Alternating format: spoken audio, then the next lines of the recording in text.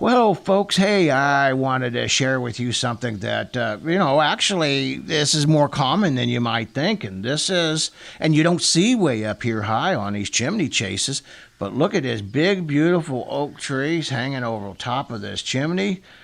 But look at look what it's creating. It's not only as it's laying on top of the chimney, but it's also some of the leaves and stuff are getting under that chimney cap. That's just a galvanized chimney cap. That moisture on top of it is creating rust, which is very expensive to replace. But look at that, how it's actually got my chimney itself leaning, where all that weight is laying on top of it.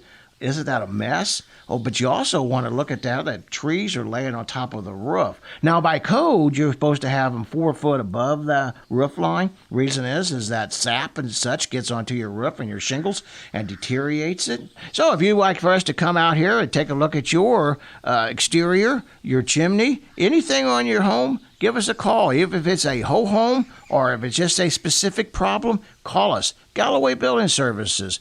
Our phone number, 314-520-6655.